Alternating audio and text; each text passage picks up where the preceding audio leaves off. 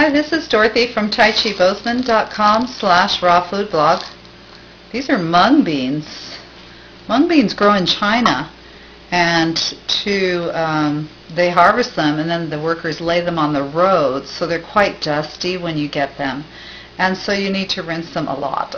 But it's got the magic of China in the dust, and dust is good for you, right? And all the minerals.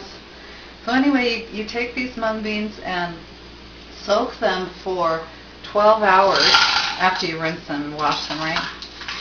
You soak them, and I like to soak them in my sprout bag and then I lay the whole bag right here in my draining thingy, and then I can just wash it and let it drip right in my draining rack. So then during the day, I let it sit in the sun, and between rinses I put on a weight, because that helps keep the sprouts in a mat. You can do it without the weight, you can keep them all loose, but to do the typical mung bean mat, you want to keep a weight and then reduce the weight every day. So if you just take a thing of water and then pour some out every day, and then the next day weight it again, let's pour it in here instead of wasting water. Every day weight it. And if you want, you can eat them anytime you want. If you wait just one day, they'll just be a little bit, of course, and the next day a couple inches. So these are 3-day sprouts, and they look like this. And while you're rinsing them, you don't want to rinse them around and around with your hand, because it'll loosen them. You want to keep them matte. So wash them just right in the bag, and then let them drain in something. And we're going to make 2 recipes with them today. Actually, these mung beans have vitamins A, E, and K, B, and B6. They have assorted minerals, calcium, magnesium, manganese, phosphorus, a little bit of copper. So they're super good for you. And so one of the easiest things you can do is to take them and make a sprout mix. So a spicy sprout mix. So you can put them in here in a glass jar.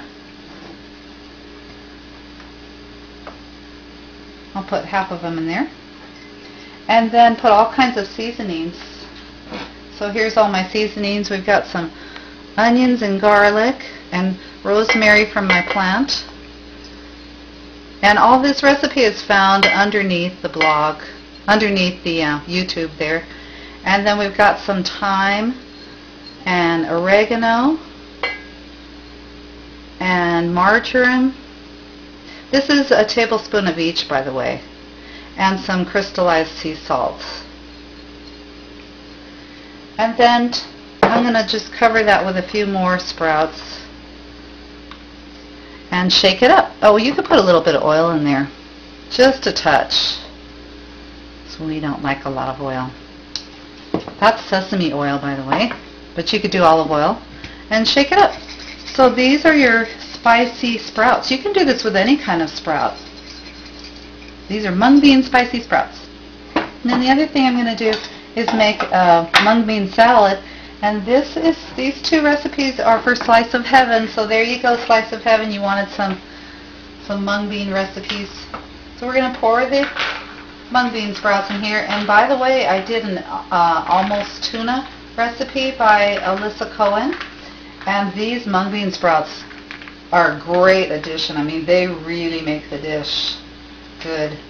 So we'll pour the sprouts in there. And then for my salad today, I'm going to add some of my alfalfa sprouts, which you can see in, I think, our very, very first YouTube, Kevin. They did alfalfa and clover sprouts. And we'll add some snow peas, some cabbage and carrots. So isn't that going to be a pretty salad?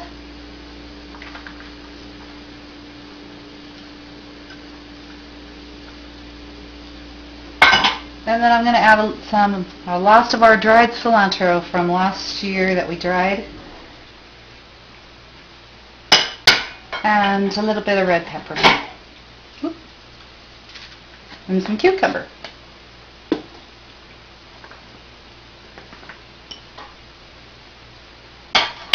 And then, if I can just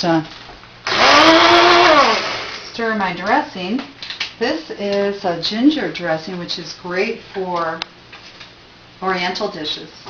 And you can make this really easily with a couple tablespoons of sesame, tahini, or almond butter or cashew butter, and then just a little bit of Bragg's or soy sauce and some water, lemon juice, your typical dressing. And this recipe is below as well. I'm just going to pour that over all.